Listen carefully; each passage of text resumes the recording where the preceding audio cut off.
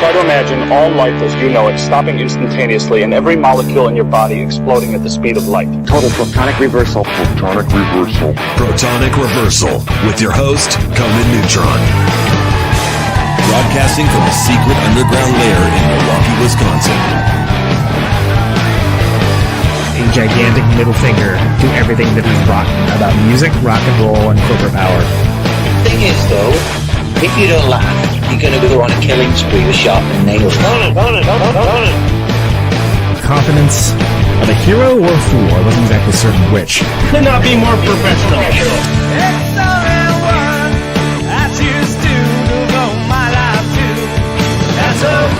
It means something. It means something.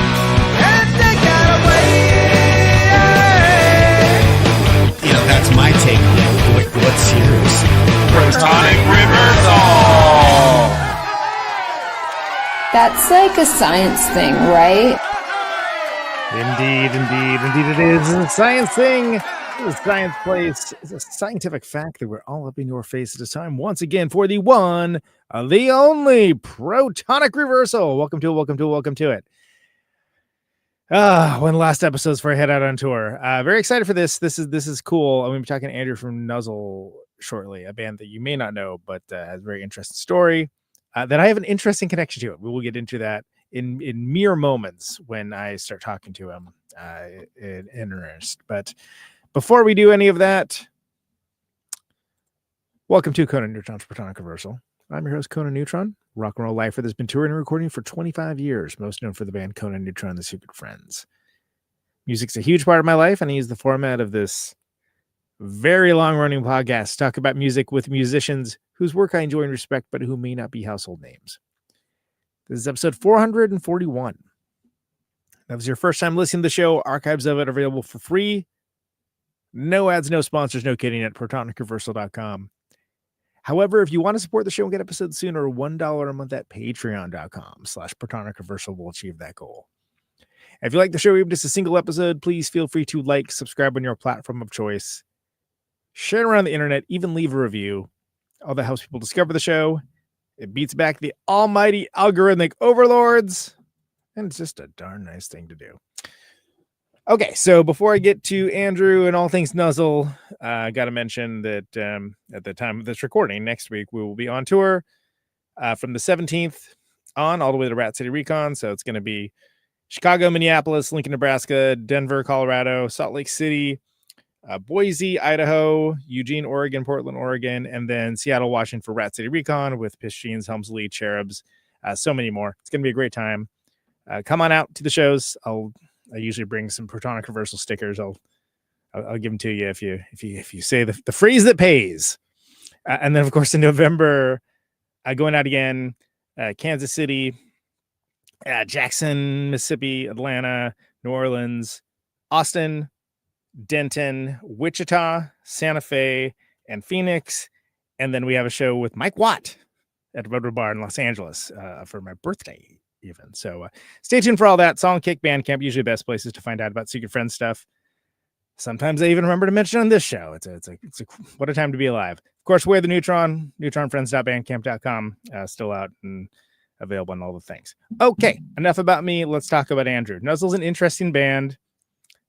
There is a reissue, a 30th anniversary edition of Follow For Now. Now, this is following up the Junk of Myth 1995 compilation that was put out. Good Lord, that can't possibly be 5 years ago. Wow, really? No, come on. Lame. Okay, but before we get too deep into all that, let's bring him on right now. Let's bring on Andrew from Nuzzle. Andrew Dalton, welcome to the show, man. Hey, Con, how you doing? Good. So I just flabbergasted myself that Junk of Myth comp was 5 years ago. Quite a while ago. That sucks. That feels like 5 weeks ago to me. I don't know about you, but yeah. And I can't believe you've been at this show for so long. Was it? What did you say? 441 here? Yeah. It's 11 years in April. So I was doing this way before there was a video element. That's for darn sure. Right. Yeah. No, I was just writing about in my day job, just writing about Mark Maron's last episode on Monday. Oh yeah, that's it's like next week or something. It's Monday, and yeah, he's not saying who it's going to be. But he did his last like in his own garage episode. Right. So it's Yeah. he's going to be off somewhere. End of an era. I mean, you know. Yeah, I it's listened to the first of that, and it was definitely on an old. It was definitely on an iPod for sure. Oh yeah, for sure. Early Well, edition with the little wheel on it. You know, you can't see. I would have to screw up my whole setup to show you, but I still have my original. Bought it all at Fry's Electronics. That tells you how old it is. Like setup that has like, you know, cables and like a mixer, et cetera, et cetera. I did swap out the audio interface about 3 years ago, but for a long time I used the same audio interface I got in like 2007 or something. It's like, it ain't broke, don't fix it, you know. But there is this one that just is better. But I basically did the show the same way. 2020 during COVID, I started doing video without even like really thinking about it that much. And then like there's this whole other audience that people now only know it through YouTube, and it's like, oh, okay, well, that's like only one of the things that this is, but sure, whatever. I mean, technology evolves, right? Sure. And is Fry's Electronics no more? Is the chain? I don't think they showed up in did you see the Jordan Peele movie Nope? Yeah, it shows up there, but I want to say because that's like slight period piece. I think they ceased operating February 24th, 2021. Yeah, they didn't make it. I do remember visiting one in what must have been very late in the LA area, and it was surreal because they still had so many sort of just spare parts, you know? Because that was it, man. That was the thing, and a weirdly good selection of candy in the mix. It was just so odd. That was so odd.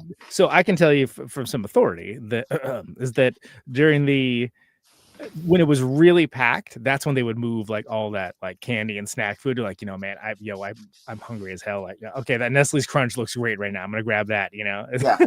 Yeah. But Fry's Electronics, I mean, it's sort of like a true heads no kind of situation. If you were ever a tinkerer with hardware, I mean, it's like you say, it was just like there was just drawers of things everywhere. It was like a dozen Radio Shacks at least, maybe like 20 or 30 Radio Shacks in one. Imagine a Radio Shack was a mall. Exactly. And there you go. Unto itself. Although try explaining that to like a Zoomer now. Be like, what are those words you just said? I know exactly. The comparison doesn't do any good. So tell me about George Chen, first of all, because I want to know how you originally got hooked up with George, because he's how I know of Nuzzle. And we'll get into the funny link between that in a minute. But tell me how you know George first. George has been our kind of angel, both when we were together initially and since, just as far as getting us to do things. I always feel like we've never done quite enough to repay George, especially because we used to regularly flake on really good shows that he would set up for us. But it's been, I don't remember his first appearance in our lives. I do remember, he was just around a ton when we were playing. We were playing a lot in, we were based in Santa Cruz through most of our initial run, and so he was we would see him at shows in the Bay, and we would see him in San Jose, and it was so he put out I believe it was the last thing we did as Nuzzle. It was a 7-inch that was our first sort of official connection with him. But then which was through Zum, right? Through Zero Units Moved. Yes, exactly. Which was a zine first, if I remember correctly. Right, right. Yeah. And he was and then, in the years since, he's been the biggest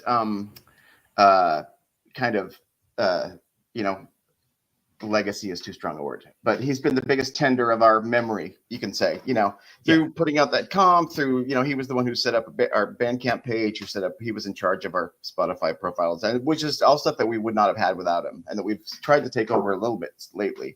But so he bring you into so much, bring you into the modern age, right? Such as it is. Yeah, no, and George is someone that all respect. It's like there's some people you just always around doing good, like repping the things that he loved. Yep. And it's funny because him and I, it's not like we were ever close friends, but so I was like, oh yeah, George Chen. Like we were doing the same sorts of things, like not necessarily in the exact same circles all the time. Right. And just an objective force for good, very, very absolutely. Very... He's the guy that sets the thing up, but without being the slightest bit ornery about it, without being any kind of, and just is always, and just, for guys like us who can tend to be a little bit lackadaisical, he's just an essential person for reasons that, that really just, he never got any glory for and never got any benefit other than just getting to hang out with us, I suppose. But he's been fantastic for us. and then has a bigger role again now with this reissue, and which is part him and part this Solid Brass label we've been working Sure. And of course, Solid Brass, since founding, I've featured a lot of the bands that have the reissues that have come out on Solid Brass. I've featured a lot of them, and some of them being like legacy artists that like I really like. I'm like, yeah, I'll talk to those guys. That sounds great.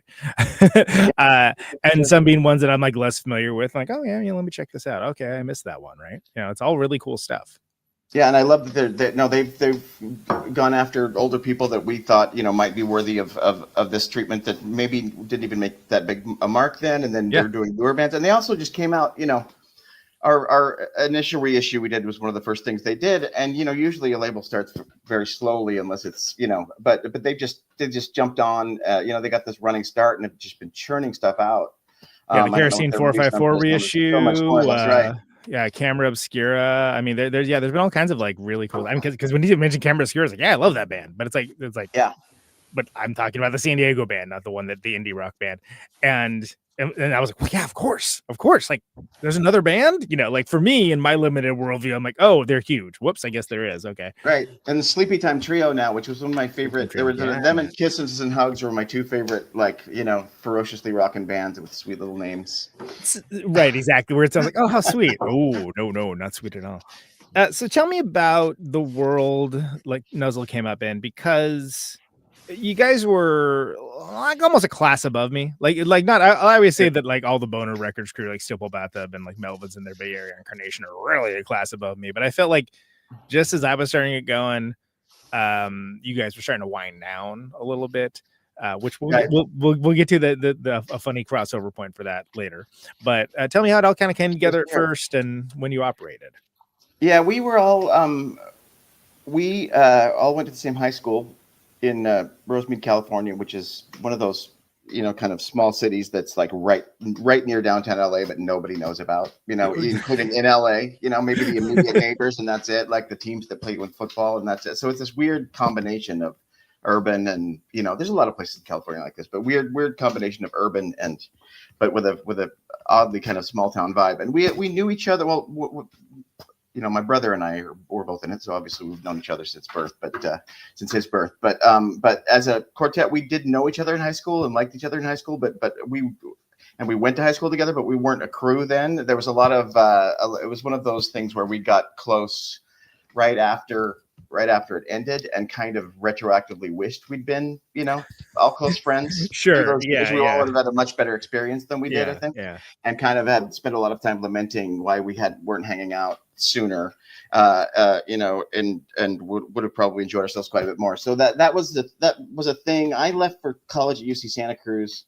Reluctantly by the time I went, because we were a quartet, and the other three guys were started playing together that summer right after I was in high school. My little brother was still in high school, and the other two guys had graduated not long before also. So that started happening. I left for Santa Cruz, and they were like a trio that was just playing parties and stuff here in LA, and really gelled together. Sam, our bass player, and Nate, they'd known each other a little bit better through high school and had been playing together a little bit. And then adding our drummer Rick, who again, who was the guy that we knew pretty well, but wasn't a close friend. They started playing together at a party where he'd been playing with another band, and it was just a really magical evening that I had to hear about on the phone and kind of missed being there. Even though I didn't really play an instrument, wouldn't have had a clear role, but I was just as the guy. So they would play. I would come down as much as possible when I could.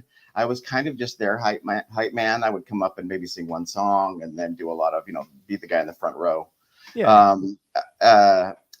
Through that, and then I ended up just because it felt so inevitable. My brother started writing some really, really cool songs, and while I was still stuck up there at college, and I ended up joining just because I had to be part of it. I picked up a guitar. We were a part of a scene where you weren't expected to be able to play all that well. It helped. You figure it out while you're doing it. Yeah, exactly. Yeah, there was lots of that, and so we ended up and it was kind of a long distance relationship a little bit between Santa Cruz and LA. And a story I've told too many times. I did end up we're okay, but I ended up at a we played on a radio show at KSPC here, Claremont College. Is it? I know well. Is now a good friend, and I broke a string during the set and had no clue how to even start to change it, and kind of in a way that I do. Everyone else in the band is really chill, but I can be a bit of a tantrum throwing baby. I kind of lost a little bit, and afterward I asked my brother if I could just sing, which hadn't really. So many of the bands that we liked before, which were a lot of those kind of AMREP bands and stuff, like you know, there weren't usually singers separately. You know, it wasn't we didn't think of it as that much of a thing, because but a lot of the bands that we ended up playing around, you know, had that going on. So it just made sense, and it just as soon as we made that change, everything just really gelled perfectly, and we realized it was a thing that we were gonna, you know, do a lot more with. We had a lot of people ask us the first show that we did that way, what the hell happened to you guys? And it was just like, it wasn't that I was doing anything particularly, you know, impressive. It was just that it was like it was just the right roles for everybody, and that's change the dynamic, you know. Yeah, and I do my best, you know, like as the kind of by far the biggest talker, and so I'm the one who does interviews like this, and in much the same way. I mean, my brother's the songwriter, and I think we all regard him as the talent that we all sort of glom onto, but he is not fond of doing stuff like this, and not everybody is fond of facing forward, and at first wasn't even fond of facing forward on stage. He was a classic, like, you know, behind the amp kind of guitarist, so I almost considered myself kind of his public facing half, and the word I use is human ambassador. Yeah. And I know this well, and it's funny that you mentioned that too, because if you think about from the world of rock music, it's like, okay, you know, the singer, guitar player, bass player, and drummers, like that's the default. The world of punk rock, though, is pick up an instrument and do something. And exactly. And I feel like, though, it's weird to describe for folks that are a little younger, because there's so much more intermeshing and crossover. I mean, do you remember when like the metalheads and the punk rockers were like completely distinct and different entities and never shall the two meet, except for like Motorhead? There was a exactly. We could all agree on Motorhead. Everybody likes Motorhead, yeah. Slayer. That was a huge thing. I mean, it was really, and it felt like there was some, you know, defining yourself as apart from, you know, you know, we didn't dislike the metal kids, but they were not. No, it's fine. We ended up playing the same show. It was like, really? Do we have to? Right. You know? And that just is not a thing anymore. That is not fantastic. A thing. Yeah, and you think about it, you're like, why? You know, like, it doesn't make any sense, but at the time it's, well, no, they're into these bands, we're into these bands. It's like, dude, of all the people in this school, like, nobody knows about these bands except for all of you nerds. So right, exactly. And I do find that there's weirdly a little bit more like kind of genre description, cataloging, that kind of thing, but it's not a social class. You know what I mean? It's just like, you know, here it's like post math, whatever, and like, but that doesn't, you know, but they all end up in the same mix, and bands would play together, and the walls aren't there. Well, and it's funny because for me, when Nuzzle did come to my attention, it was sort of like, oh, this is sort of like a cross between like some like the cool Gravity Records stuff that I like those bands, and then also kind of like the Pacific Northwest, you know, Kill Rock Stars kind of vibe. You know, Unwound looms very large in my life, as they do for many of us that are West Coast folks. And but it was something where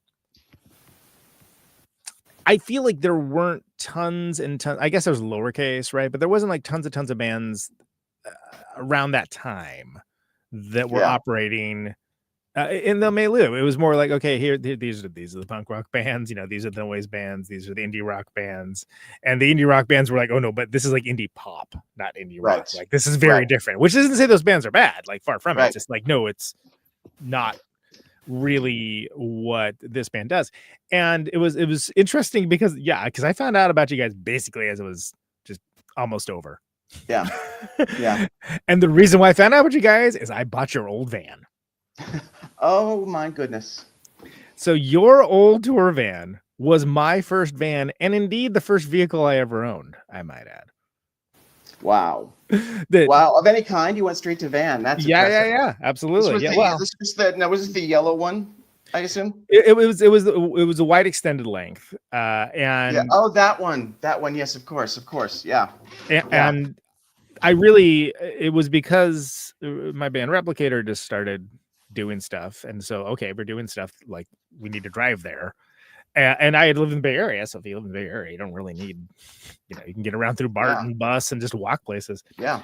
But yeah, that was I bought the old Nuzzle van. So the old Nuzzle van became the first Replicator van. That didn't, we got maybe a year or two of use. That's a long time for such a thing. Was there an intact loft still? There absolutely was. Yes. That's awesome. So I still miss that. I miss that as just like a camper type thing. Not that I go camping, but I'm just saying as to have it, lie in the back and face up. And if you faced up, you could kind of read or stuff that you might not be able to. You'd get car sick if you were facing forward. It was such a great phenomenon. Yeah, the annoying thing now for us, I don't know. In order to do what we do, we have to sell a lot of merch. So it's like there's so many merch bins, we can't really have a loft. yeah.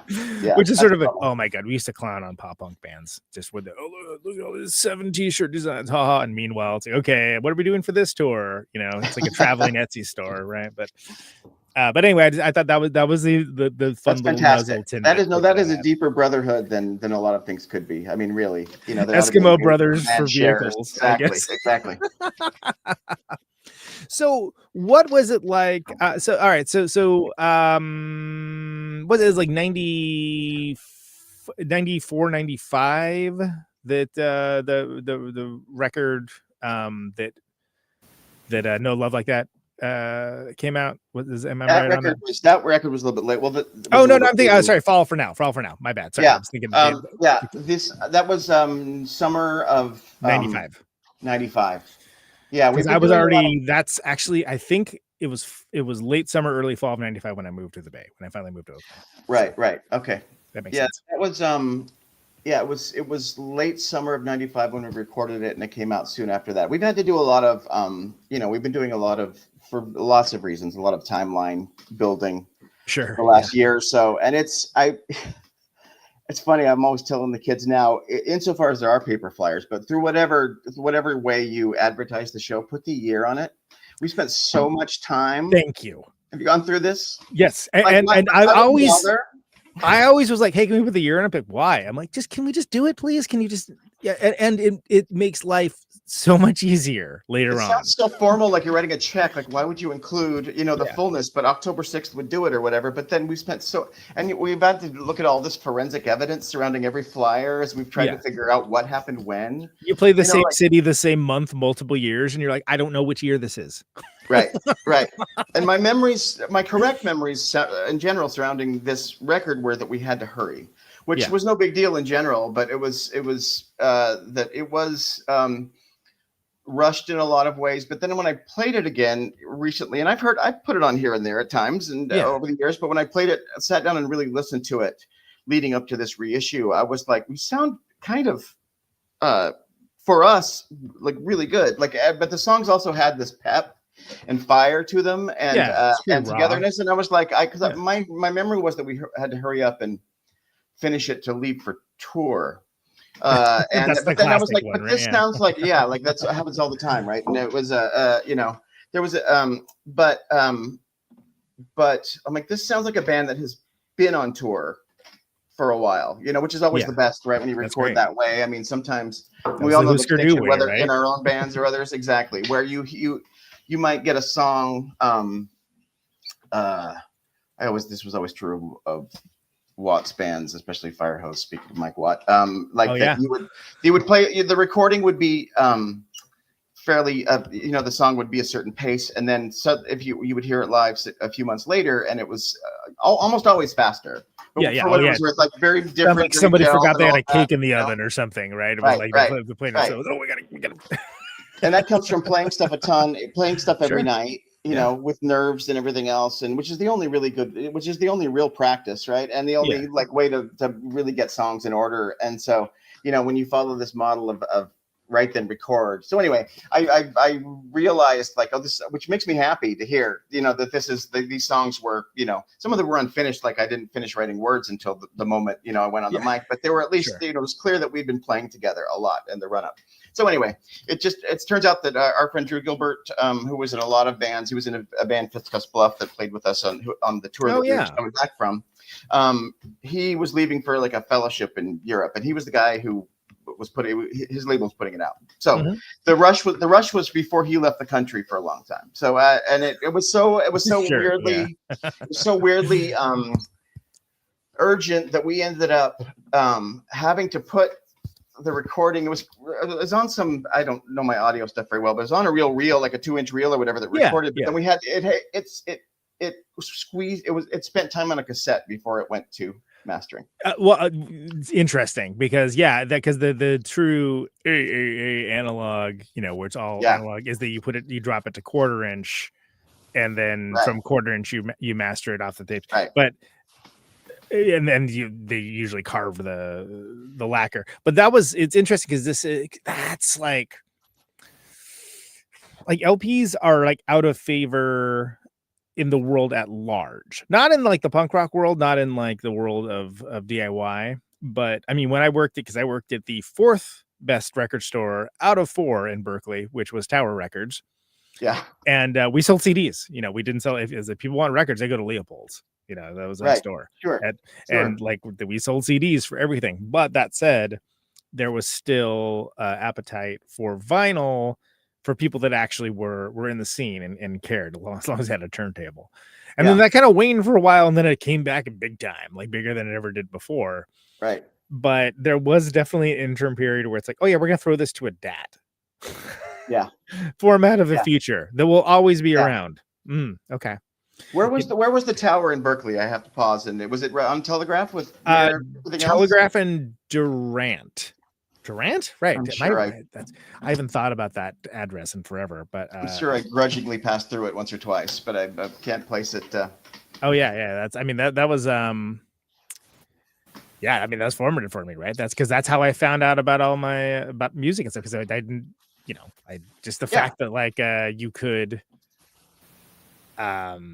hear music for free. Yeah, exactly. Absolutely. There were listening stations, and also Tower had a magazine that in the back had, and this was before I really scene reports. It had city by city scene reports. Yes. And that became so essential. You would go to, Seattle or San Diego, whatever, and that became before I was sort of in touch enough with folks to be getting my hands on zines, and we didn't even get the LA Weekly in our part of Los Angeles for a long time. And so that was the thing. You go straight to the back of that Tower magazine, and I know I'm trying to think of the name of the actual magazine too. Because what I'm Pulse or something, is that it? Was it Pulse? I think it might have been Pulse. I think it was because there's Pulse. Also BAM. There's BAM magazine. Because that's the first time I heard of Smash Mouth. Much to my chagrin. Before they even had a big hit, like they were on Train and Smash Mouth Jock, and I'm like, both these bands are terrible. It's funny too. The Tower and Barnes and Noble and Guitar Center are all places that like I can think of that we just hated so much, but then as they started to disappear, it was like, hang in there, you're an institution. It almost becomes, you're right. It almost becomes like, it's like that the whole fetishization of Blockbuster. Right, they made the last Blockbuster. Blockbuster was you'd be embarrassed to go into a Blockbuster. That was the enemy. That was like Walmart or something. Sure. But now you're like, there's, and it's funny because everyone is like all nostalgic and wistful for it, and they get Lloyd Kaufman from Troma, and he's like, it's like the hell with Blockbuster. Right, they practically ruined us. Right. It's like the one dissenting opinion, which I thought was hilarious. And Guitar Center has an odd role because it got better in a weird way, because it bridged it. It was the metal kids, especially like the elite, like Yngwie Malmsteen, right? Shredder styles. And every worker there was a shredder of one sort or another, and to go there with any kind of other, you were kind of shunned if you went there with another purpose. I went there looking for mandolin strings once and was literally laughed at for that. The idea that they would have them. Now they have several varieties. You know what I mean?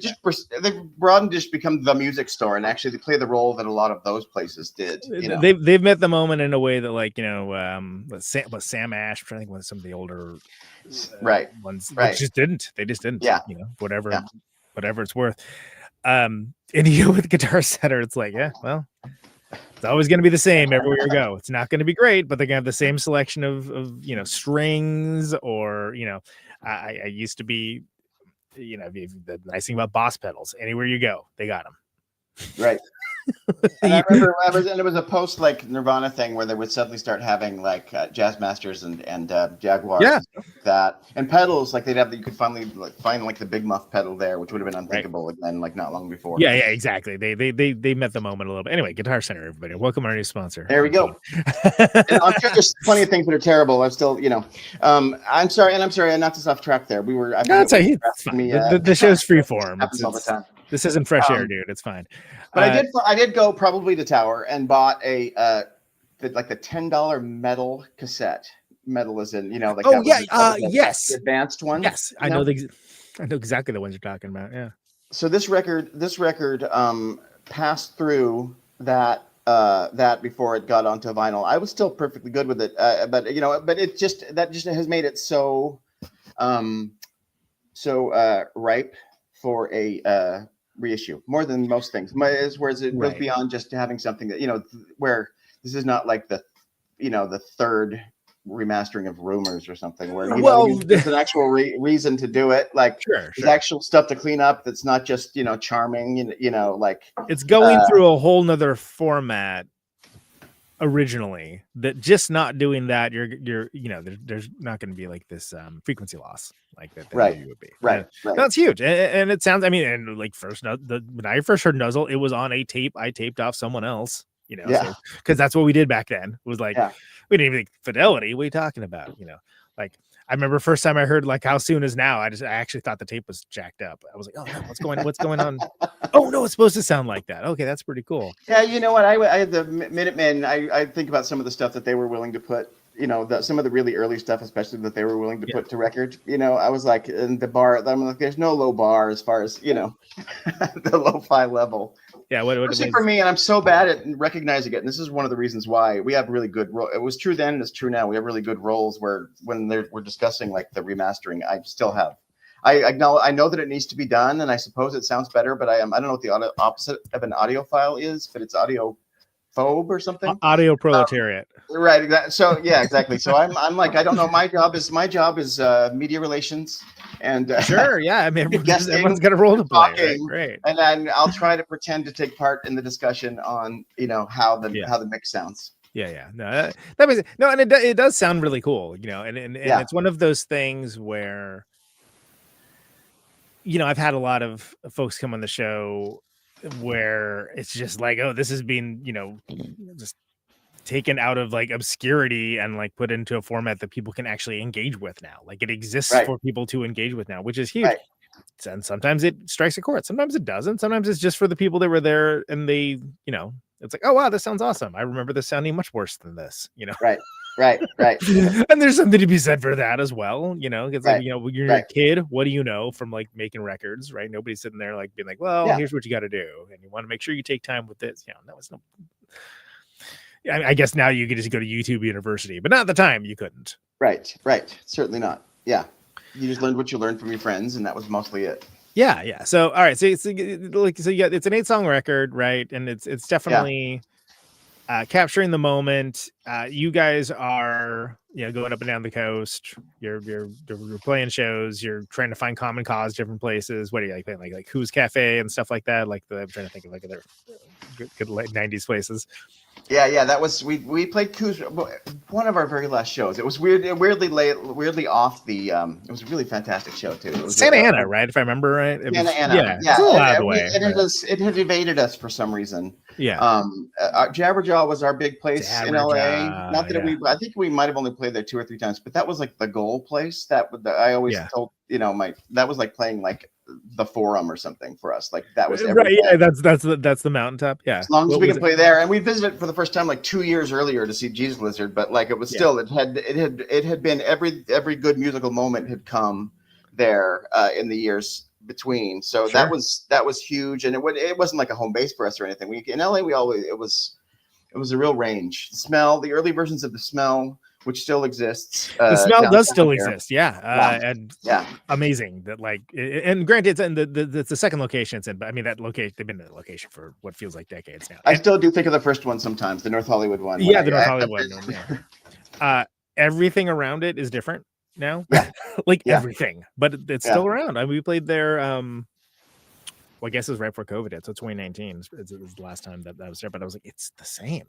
Yeah, crazy it's that it's remained the same. super relevant though. It doesn't feel like a place that's there as a relic or retro. No, you know what no, I mean? no, Like it's like absolutely. there's the kids play there all the time, and my kids it. learned about it before without my mentioning it. So yeah. Al's Bar was that? Did you guys ever play Al's Bar? Al's Bar. I don't think we ever played Al's Bar. Oh, it was wonderful. That was a place that the whole place was like a bathroom, but the bathroom. Oh my god, yeah, it was like the level. West Coast CBG. Right? It's actually a tour of that is a really good taste and smell of. Yeah, exactly. Yeah. Oh, you want to play rock and roll, kid? Huh? All right, prove it. But peace and love, this when you're like in your 20s, you're like, great, this is awesome. Right. No, it's like let's play somewhere else. We have a funny relationship with Santa Cruz because we never. I don't think it was. There really weren't many places that were official to play. In fact, I was talking. I met a band from there recently of young people and there's the Catalyst is the big Catalyst has been around for forever, and it's an institution. At the time, I had scorn for it. I would appreciate it now. It's the place where Neil Young will decide if he wants to play like a one-off with Crazy Horse or something. He'll play there, but it's definitely a lot more jammy. A lot more hip. Like I said, it was very Santa Cruz. They have the sorry to interrupt, but the logo is like the freaking Fillmore style, it's wearing acid, everybody. Oh, great. Okay. Yeah. So we'd go see, I saw Sonic Youth there and Public Enemy and stuff. And it was that kind of smaller city thing where you could see bands that would play much bigger places in other cities, at least there. That was the upside of it. That's what I ended up doing. The times I went to the Catalyst were like, they're playing like the Fillmore or something in San Francisco. Like, all right, let's go down to Santa Cruz and see them at the Catalyst. Like, be like a better show, Yeah, I'm sure you've seen this on your own tours. You'll see like the following week somebody playing in some small city where you're like, well, you're playing in the same place as them. Right, and you're like, how is that possible? Yeah, exactly. In a big city, they're playing like the Palladium, and you're playing like a house, right? I mean, so that now there's an annex to the Catalyst where like this band just plays, and that's like, that's what we needed, kind of. Not that we didn't lack for anything, but that's what we needed. If you've been to Minneapolis, if you played 7th Street Entry, the 7th Street Entry, I was just gonna say, it's a great example of like that Husker Du played the same place as Prince, sort of, right? Like it was there was a door between them, but they were the same, different levels of the same place. And Replicator played in 7th Street Entry once, and Sleater Kinney was playing at the main stage in First Avenue. We got to see him for free, and it was great. We were like you get 2 weeks deep in tour, and we're like, great, you get to see like an awesome rock show for free. And you get the wristband to go between them if you're playing in the small place, right? Yeah. So it's so good. I felt pretty cool right then. For sure. 2 weeks into a US tour. For sure. Part of all this. Playing to like 7 people around, around the country. Yeah. No, but it's funny you mentioned that because people, I think, focus on smaller secondary markets, I think they call it, right? That they need to have places to play, but they need to be places to play that are not just gigantic. They need places to play that are more intimate, that you can have growth, right? That you can have. So awkward to be on a tall stage in a big rock club in a town when you've got your 20 people there. It looks like a wake. Everyone's just milling about. Yeah. It's like, it's hard, even if they're into it, and the stage is above your head for some reason, even though the room is. Only holds 200 people or whatever it is. It's the worst. And I think that was part of why, in Santa Cruz in particular, like we always played. You could have grown up, you could have been there throughout our time there, and even kind of been a fan of an adjacent music and not have. My wife will always say, you're from Santa Cruz from 1995. Did you know about? And I'm like, they're probably going to say no. I mean, as much as we were to the people who, to certain people, we were kind of this institution, and like sat sort of atop this group of friends, and all of that. It was just never official venues, and so there was very little there was very little. It was flyers only, and those were usually hand passed. And it was harder to find out about stuff, right? Yeah. It was something where. And I feel like you could say the same thing about Eugene. You could say the same thing about lots of college towns where you kind of just had to know somebody to be like, hey, come to this thing. Come to this thing. Okay, cool. Yeah. And Eugene in particular is a trouble because like it could have been such a tour stop, and it can be. I don't know how it is now, but it was like we played there once or twice. That one was good, but like it's like this should be a thing. And it's so needed, you know, given how few places there are between. I mentioned Eugene. We're playing there like 2 weeks or something along those lines. They put it on the tour stop. Let me tell you that for years I had a fatwa against Eugene because I was like, no. After the second time somebody like we had to cancel like a show because the promoter just I flaked. What do you mean you flaked? Yeah, you flaked. Like, you know, realize how far we're driving away to do this. So I had Eugene just like banned for like years, and then we did tour with our friends in the band Long. Like, we have to play Eugene. I'm like, what? Really? Yeah. Okay, fine. I expect that show's going to be terrible, but it was really good. And then we played again, and it was really good. And it's like, okay, I guess like something changed that maybe they smoke 25% less pot there now. I don't know, but and there was always, you know, we had a weird scorn for it too, but I always had a good time there. And you know, it was a fun city. It's just like you wish there was some immediacy. yeah. And there's also, you know, my first thoughts were, it's a big sports school, and they're not going to have our crowd. But so is Austin. You know what I mean? Right. And so is Madison, Wisconsin. I mean, there are, you know, the fact that a city, you know, a school has like, you know, jock vibes doesn't mean that there's not, you know, a huge population to come out and watch you. But getting on the subject of Santa Cruz, it is weird that we think about like, so-and-so, they're from here. Oh yeah, so-and-so, they're from there. You know, like, you know, Mono Men. Oh yeah, they're from Bellingham, you know, whatever. Bands from Santa Cruz, there really isn't like a lot of like what's Swinging Utters, right? Comments on Fire. I got two. Comments on Fire, who were a little bit younger than us and definitely part of friends that we didn't know super well, but definitely in exactly the same houses. Right. One of the reasons I went there is because one of the things that planted the seed was Camper Van Beethoven. In the 80s, Beethoven, yes, of course, UC Santa Cruz, and I remember thinking, and I had just moved to California, and thinking that Santa Cruz was Santa Cruz Island, which is one of the Channel Islands here, and this is where start. That's right. I thought the school was there, and I didn't realize it was a city, you know, further north. But that planted the seed. I loved them when I was 14 years old. Sure. And got a little bit more famous as Cracker, right? The guy right. formed Cracker later. But they were just goofballs in kind of the best way, you know. And so I was, but still, and Gillian Welch, the Americana singer, went to school there around the same time. But no, there's not. It's a really good place to build a little scene, but for whatever reason, I mean, I know the reason now is it is just so expensive to live there that it does not lend itself to bands staying and thriving there. Right, it's a gorgeous place to live, you know, but you're paying for it. Yeah, and people just don't stay. I mean, our time there, you know, I know two people that from our time there that still live there, and they both have family homes there. You know, their parents both lived there. Yeah, and they probably wouldn't have the ability to do that otherwise. Yeah. And it doesn't lend itself the way that Olympia or Austin or whatever does to having kind of a longer term thing. It's really fun and not easy, but it's fun, and it lends itself really well to building something up. And we felt like we really had a fun and thriving scene for the time it was happening. It's also kind of, you know, speaking of Eugene as a tour stop, and you mentioned earlier, you know, our sort of having elements of kind of the Unwounds and such from the north, and the Gravity bands to the south, and that we were kind of physically lived that because we became we were an essential tour stop, essentially, you know, for a while, and it began with I put on it was an Unwound show in the fall of 1993. When I first started to get really, really amped about, you know, we had just started as a band, and I put on a show at the Vets Hall in Santa Cruz. It was Unwound, it was Lync, and a couple of locals and us opening the classic put on a show so your band can play first.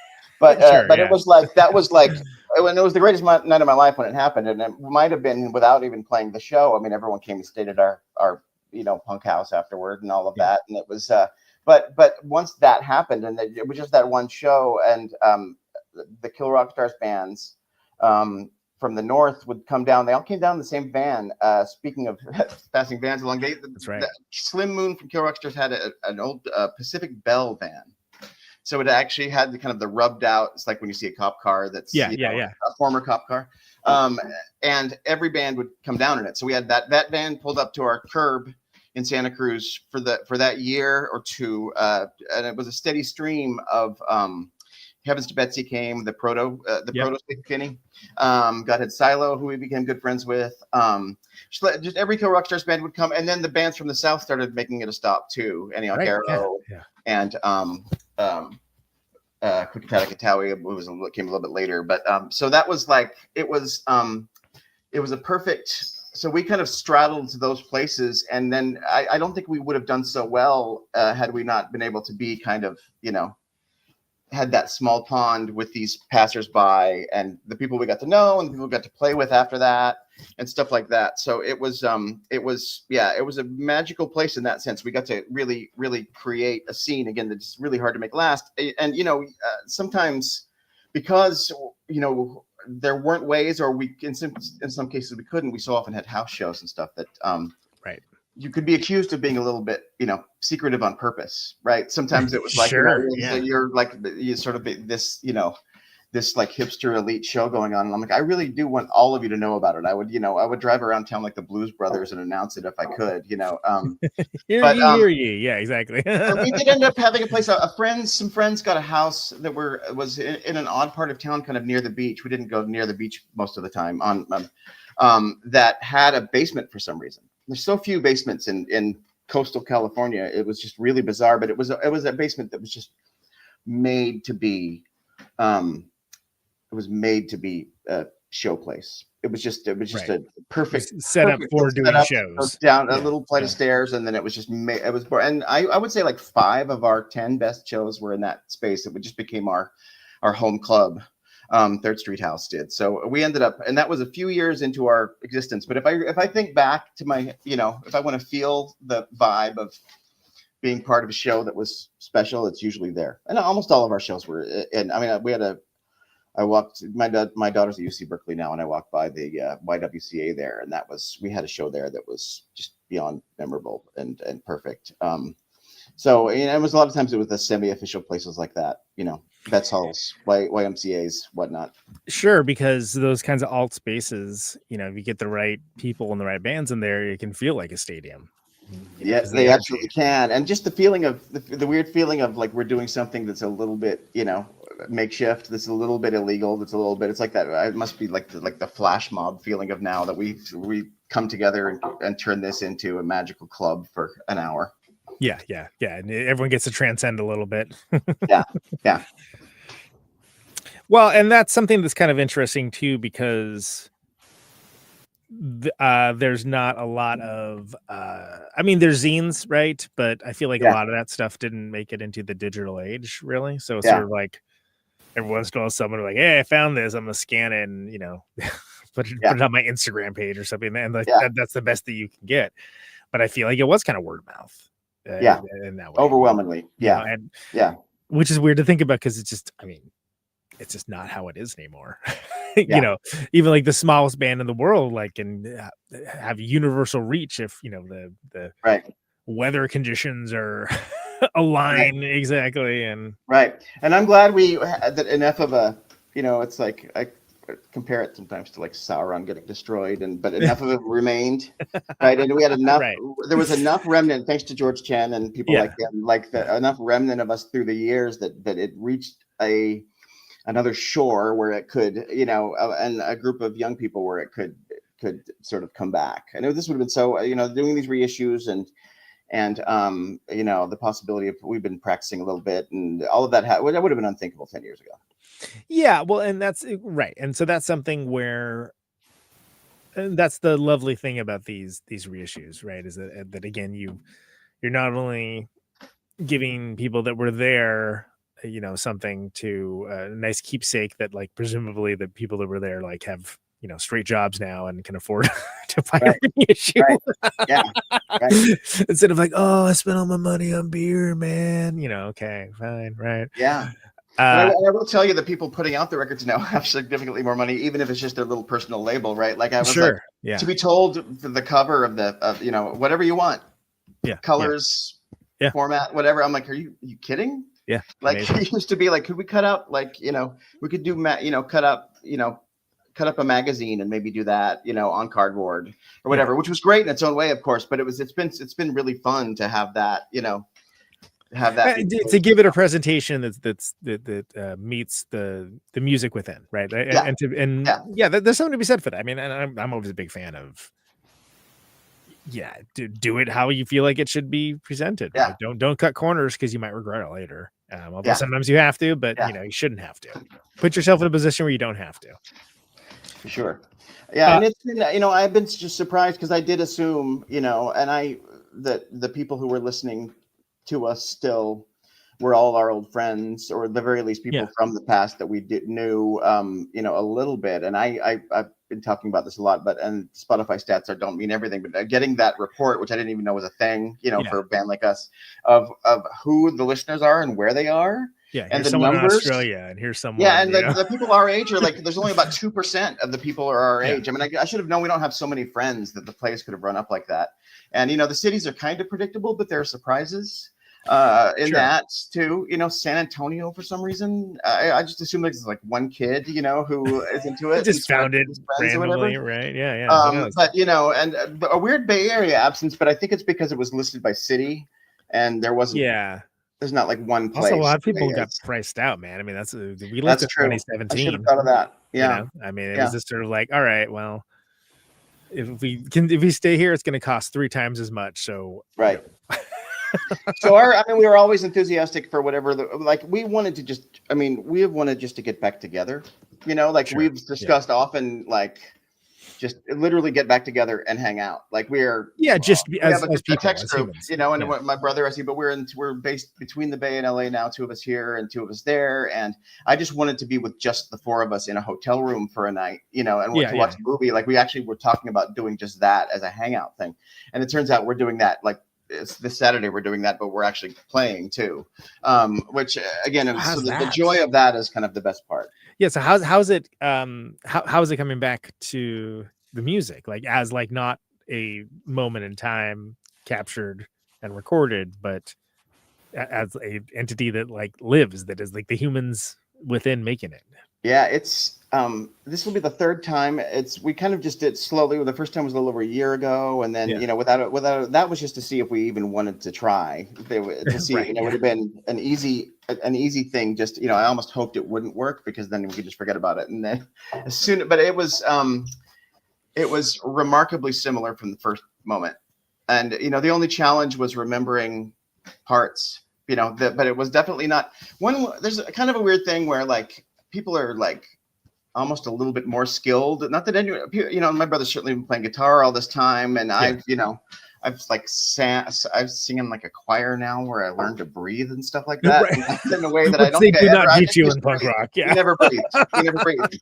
In fact, it was considered sellout to breathe. Yeah, exactly. You're writing lyrics I wrote no space to breathe in here. That was really dumb of me. Okay, But we were always we got along remarkably well, especially for a band with brothers in it. I mean, it's unheard of, right? Even bands where the brothers don't fight, like Van Halen, the band fights all the time. Something about having 2 brothers in a band, it's just the biggest recipe for disaster. And we just get on so well. But then, it was immediate.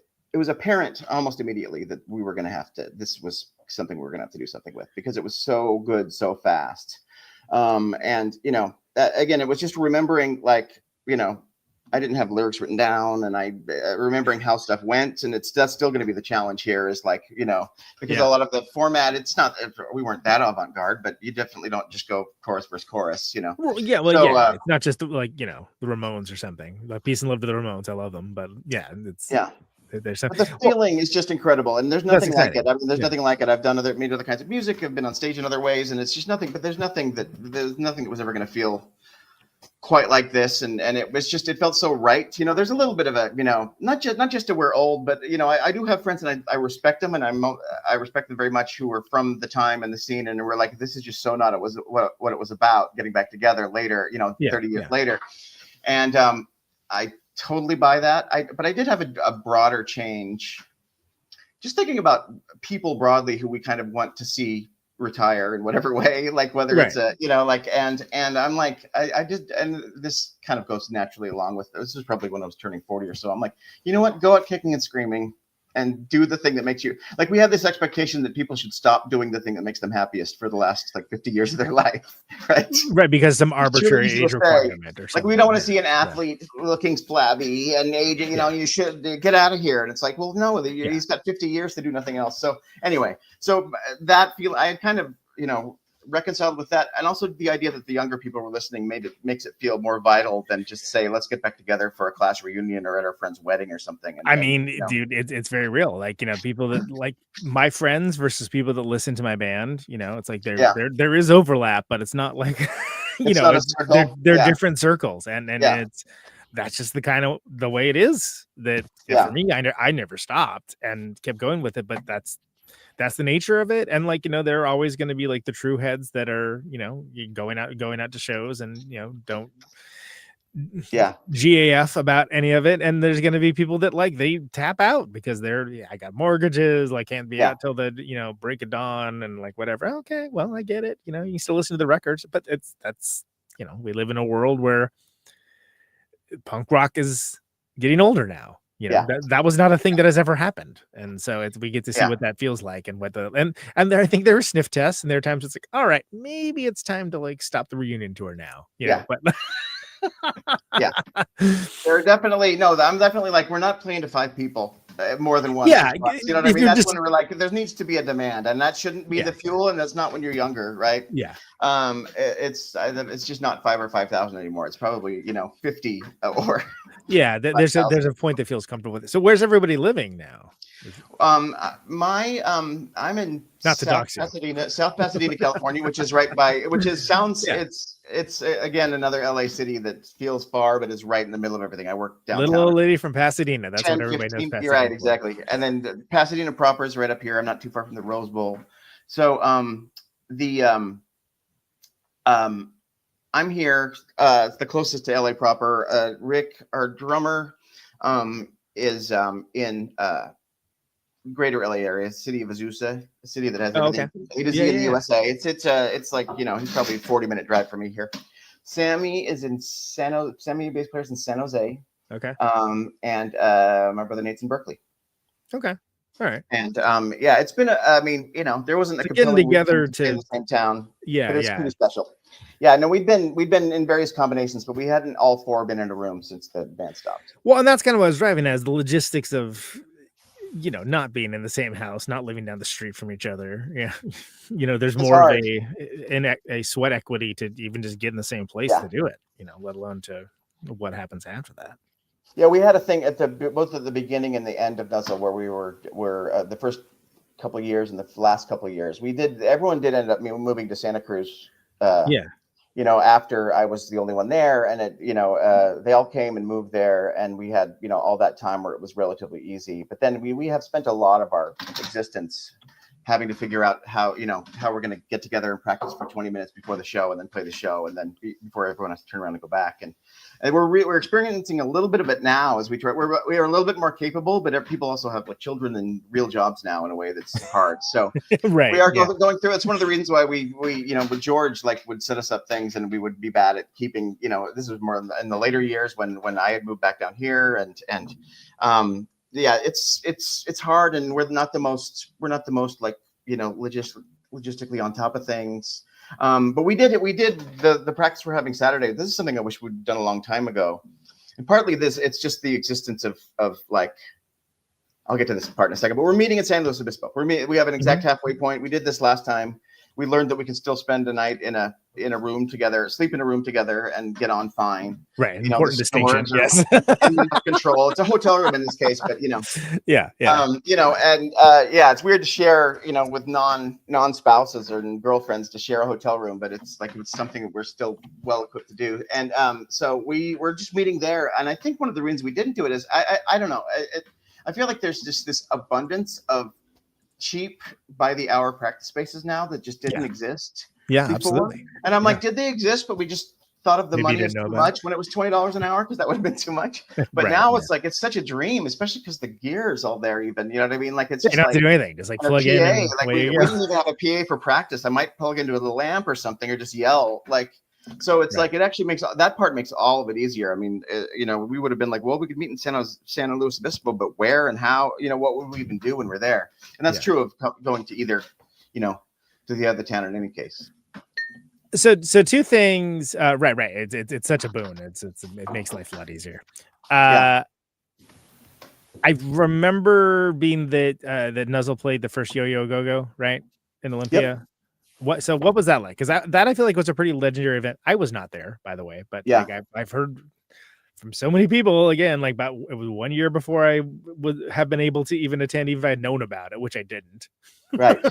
And then we were at 3 of them, but I did not go to the International Pop Underground Festival, which was a one-off, which was kind of the version that, there's always like the one that, the person that was at the thing wasn't at the other thing.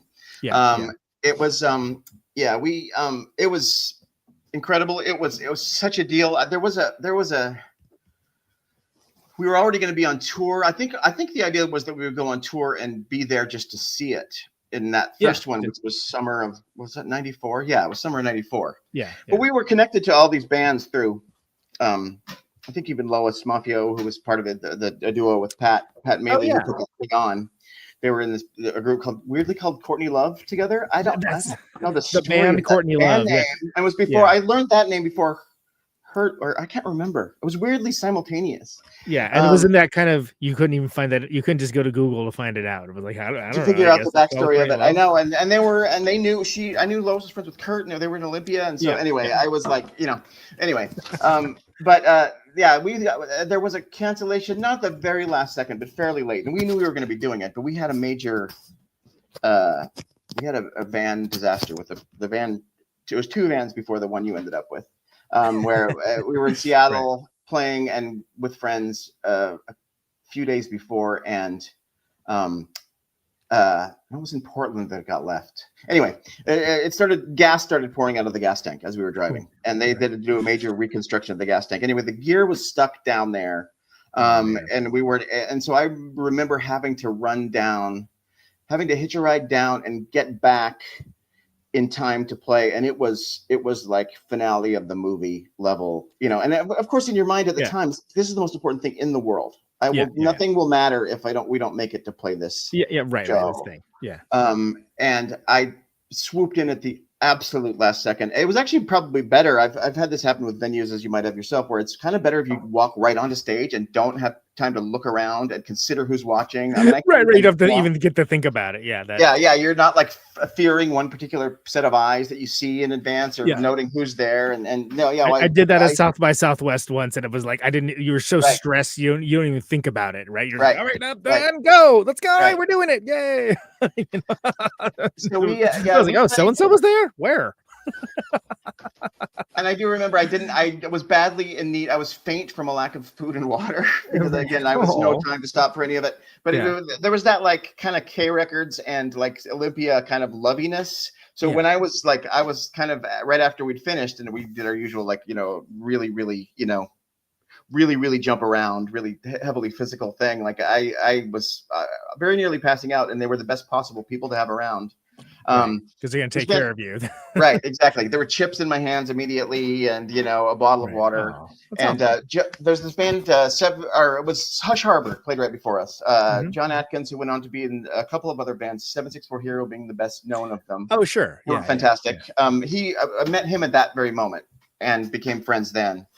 Because he had just played and was standing in the wings, so it was great. And then we were on the album, so we got to go back up and mix it with everybody, and it felt being in that, where there's questions now of whether you can say, okay, we played with, I'm sure you've gone through this, we played with whatever act, because what if they played, you were on the same festival bill as them and they played 3 days later. I mean, if you're booking, hey man, nobody's asking same questions. Ticket, right? But we played, and it was good. It was nice. It was definitely nice for us for the recognition and to be able to be on that comp and all the rest of it. We went the 2 years that followed. We were back up there, but we played at this art gallery that was it was not an official part of the festival, but it was on the eve, and we did it, and those were 2 of the best shows we ever had anywhere. And it was perfect because all the people are there, but they're not sick of anything yet. No one's tired. They're just perfectly Exactly. poised. It's like they were so, and it was those are the only 2 times I think we ever played encores. Were those 2 gallery shows, on the eve of those 2 yo-yos. And yeah, that was like that. We were happier to have done it that way than to have played the festival. I also don't quite remember who was what year, because Elliott Smith played one year. Yeah. Didn't fit the venue at all. Like, just sat on the edge of the stage, and that same him and Nick Drake never felt the audience. They could be great live, but it's definitely not. They like, have their own thing. Yeah. Yeah, absolutely. Okay, so this is great. Let's talk real briefly about Dying Californian too, which because I think some people didn't necessarily realize because again, this is like the internet days, not internet as we know it now, where it's like, oh, it's this band, it's very different. Okay. And I knew Dying Californian because of Nuzzle, but I think it's sort of like that band kind of had its own sound. It had its own, I feel like there was that early 2000s, there was kind of people discovering, hey, there's cool stuff that's in country music. Right. Yeah, there was and we had definitely it was part of our youth in some ways, but we had my brother and I definitely caught that bug really seriously of George Jones and Hank Williams and stuff like that. Sure. And we were far from, and the other guys didn't have it as much. And Dying Californian was far from a pure country thing, but it was, that was like the indie rock. I guess what later became those all country, Right. And it was, it was a natural thing in a lot of ways. There was a lot that went into it. I mean, it didn't feel, we had some later Nuzzle shows that they were fine in retrospect, but it felt like we had kind of exhausted that a little bit. Yeah. I was heading into graduate school and having a child, and we were just listening to very different kinds of music. We did end up playing a couple of, the band started to morph a little bit. Nuzzle did at the end, and we did end up on some sort of full-on hardcore bills that felt right. We had it in us when we needed to bring it out, but that felt wrong at that latter stage. So we just decided to break up and get back together immediately. It was the same guys. I went from singing to I could play chords on a keyboard, and so I got a Rhodes stage piano. And part of the idea with it was that we would be doing it would be a little more mellow in the sense that I wouldn't have to be there. That was one thing. Again, I was in grad school. I had a child. I was in LA, and they were all up north, and they could play without me if you weren't tying your availability to the success of the band. Exactly. Yeah, sure. So they could do that. They could do little acoustic things, and then I could, have a secondary role. I wasn't writing as much, and then it allowed my brother and I, and we were doing it in Nuzzle, but we loved singing harmonies together, and that was kind of a lot of that band, which I always really liked. We never, and we did, even though that was the plan was for it to be a casual thing, our sensibility where if you have a thing like this, you need to go, not just play shows, but go on tour, was a thing. So we did a couple of tours with the Dying Californian, put out a couple of records. There was one it was a little EP that we kind of advertised as the first Dying Californian record, but the songs were written as Nuzzle. We've reclaimed them now because we want to play them from the first band. No one cares anyway. We can play whatever we want from either band, but there are a couple of gems that way. So that did last. It lasted, it was another 7 or 8 years. It did seem we'd never quite found our audience with that band, and so a lot of some of the older people. I do remember playing one show, the first show we played in LA, and it being a lot of our old, and there was disappointment. It was just it wasn't what people expected. It wasn't what people. There were no booze. Sure. There were no booze, but they were sitting at the edges of the room. The people who were standing in front were sitting at the edge of the room by the time we were done. And so I'm really proud. I love listening to that stuff now. And there was my brother my brother who was already, his songwriting was already great, but he was also writing all the lyrics for that band, and there are most of them, and they were really fantastic. So it felt like this weird, semi, and then in the end, I don't think we ever decided to stop doing that. But I kind of, everyone else had kids and was doing more career-y jobs and stuff like that, and so it kind of came to a natural dissipation. Yeah, and I think that's something where, sometimes that happens, and doesn't mean that the music was didn't do what it's supposed to do or whatever. It's like maybe it was not the right time, or the people in the band were not in the right place for it to take. And sometimes it's okay to something exists on its own. The right people, then it would have worked a little bit better. But again, we didn't have direct access in that way. We had our network were all a little bit more punk based, and but you know what? The 2 albums that I really love, and most of my life, most of the time since I would have preferred to listen to those. Right now, I'm on a Nuzzle kick in a weird way, just because it's stuck in the air and stuff like that. So I'm enjoying it quite a bit now, and I hadn't listened to them forever. But it's probably a little more catharsis too than the Nine Californians, which like whatever, nothing, nothing, no shame in the game. Yeah, it's a different kind of catharsis, But that stuff's still out there too, so it can have its moment. If it wants to, and it's there, and I love a lot of those songs. Getting back to Nuzzle as we sort of close this out, any kind of surprises with revisiting the material live where you're just like, what was it? What was that? Like, why was that the thing? Or did it all kind of snap back fairly quickly? Most of it did. I mean, this album is a weird mix. It's got the 4 or 5 kind of, I don't want to say best or most popular, but some combination of our 4 or 5 like really key songs. There's the ones that tended to open shows, the ones that tended to close the shows are all on this record. And then there's like 3 or 4 that never really got into the regular live circulation. And a part of, for whatever reason, that are weirder, and playing through some of those, that's been a lot of what the hell was this thing? But also like, why didn't this deserved getting a little more play than it got, Right. Or we should have done more with this one, or that we should, and sometimes it was because we didn't quite, it got, it wasn't quite written enough, but there's been a lot of that. Sometimes you don't know at the time too. Just in retrospect, that was this, and you're like, we didn't know at the time. Yeah, for sure. No, for whatever reason. So we're gonna this weekend we're definitely gonna look closely at a couple songs that might get played live for the first time. Or I'm sure we played everything at least once, Yeah. But that might get brought out and played more. So are there going to be some more live outings in the future? Then, so this is one coming up, right? So there's that, but. We got we've got like a booking agent now, which we never had before. Again, these things coming so easily now. It was like that. I don't know what it is. Like we kind of seem to almost have our pick a little bit. Yeah. Of like it's so. Though there's going to be more happening. We need to kind of decide. I mean, it's definitely not going to be 6-week tours, 4-month tours. Yeah. But we also, if we're doing it, we're not going to stay in town, and not if there's shows available to us in New York or in the Midwest or whatever, where America, all the places. But we'd really love to get on some of these, even though they're not always the most fun festivals that involve younger bands too. Sure. Just to be able to get in the mix that way. And so I do think that we are going to have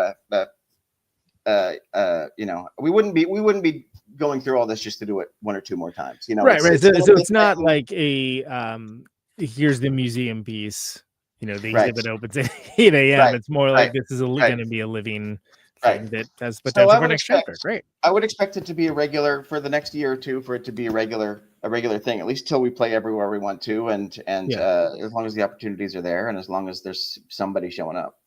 Yeah, sounds good to me. Andrew, it's been great, man. Thank you so much for doing it. It's been great talking to you about the band. I hope that a lot of times one of the goals I have with the show isn't just for people to show up for the bands that they already know, but show up for the bands that like maybe they don't know, and so that they can learn a little something. And so I certainly hope that happens here, as I do always when that happens. Last thing, it's the only canned question I ever ask, and you can choose to interpret this however you like. Why do you do what you do? I wanted to. I'm straddling between friends and love. I guess love is the word, because that brings as Santa Cruz hippie as it sounds, because that's it's the feelings I have for my bandmates, but also the way that gets expressed through the music. So it's not just the hangout; it's the way it's the emergent, transcendent feeling that comes from our gelling together. Andrew Dalton, thanks so much, man. Appreciate it. Sure thing. Thank you, Conan. Take care, brother. Take care. All right, there he goes. Go get that reissue. You can go to the solidbreastrecords.com, nuzzleband.bandcamp.com. You can get the Follow for Now 30th anniversary edition that we were talking all about there, as well as the Junk of Myth 92 to 95 comp, all kinds of good stuff there. Yeah, let's hear something off the reissue. I will play a song. So let's hear. Oh, yeah, we'll hear Newfoundland, aka Newfies. Hold on a second. I'll throw that on right now.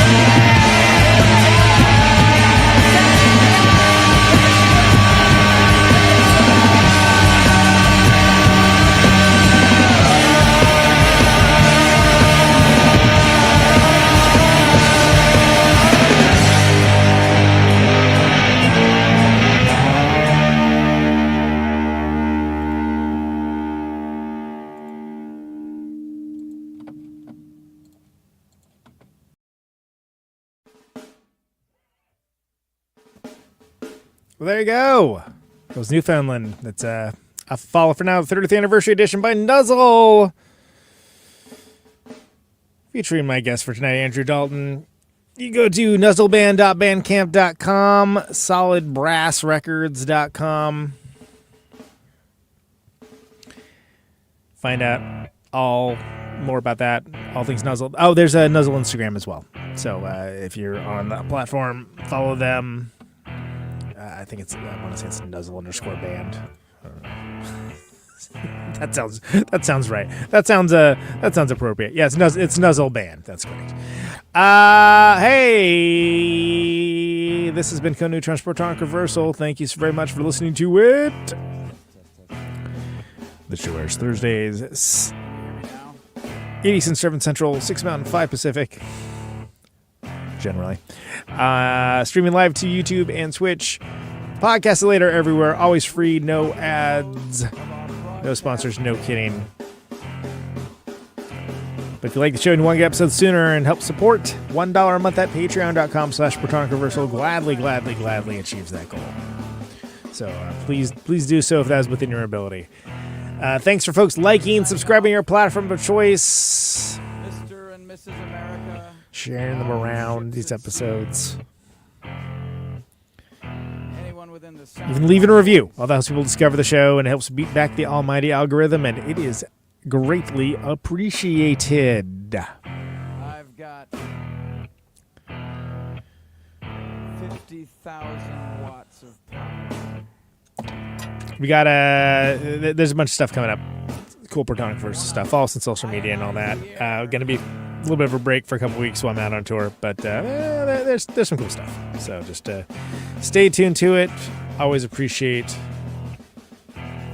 everyone. Come out to those shows too. Turn sound. Anything else? No, I think that's it. So stay safe out there, all right? Can you hear me now? And check Out you on later. Route 128, you're dark and lonely. I got my radio on. Can you hear me now? Can you hear me now?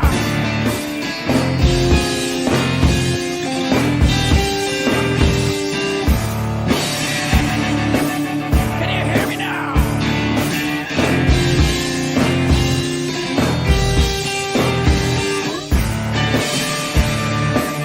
Can you hear me now? Be in the radio.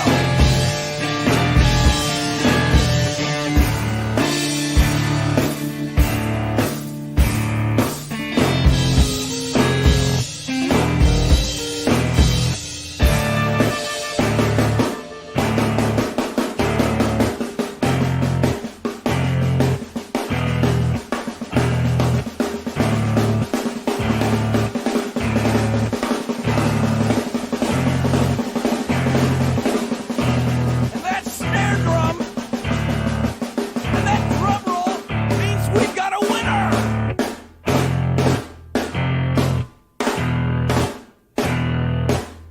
If you're the fifth caller, or any caller at all,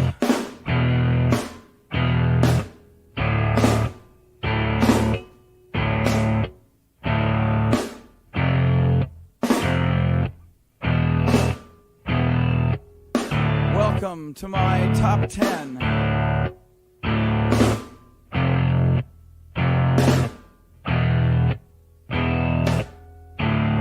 I'd like to thank our sponsor. But we haven't got a sponsor. Not if you were the last man on earth. She was prepared to prove it. This one goes out to a special girl.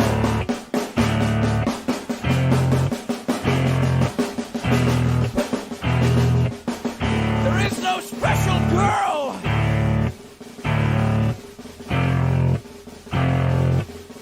It's the end of radio.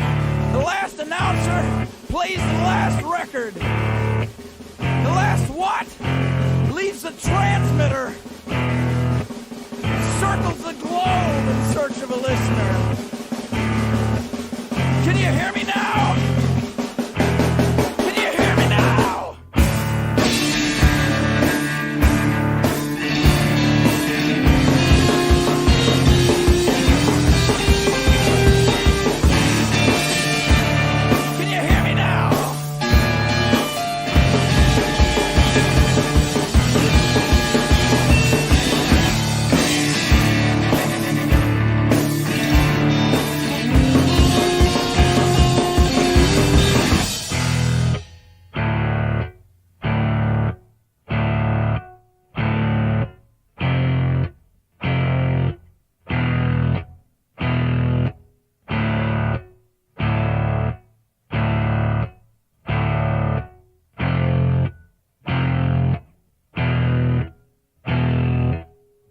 Is it really broadcasting if there's no one there to receive? It's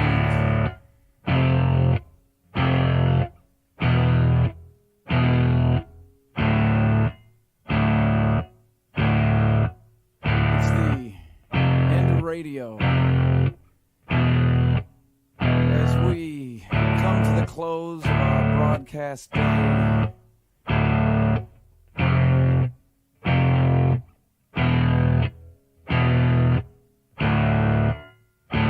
got my radio on.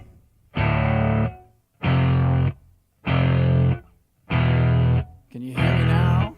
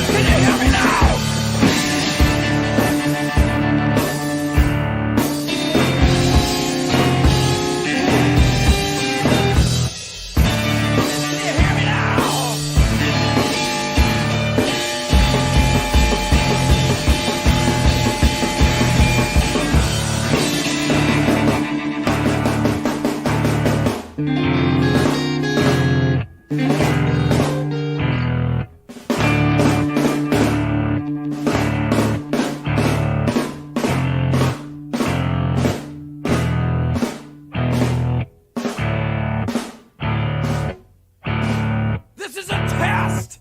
If this had been a real emergency,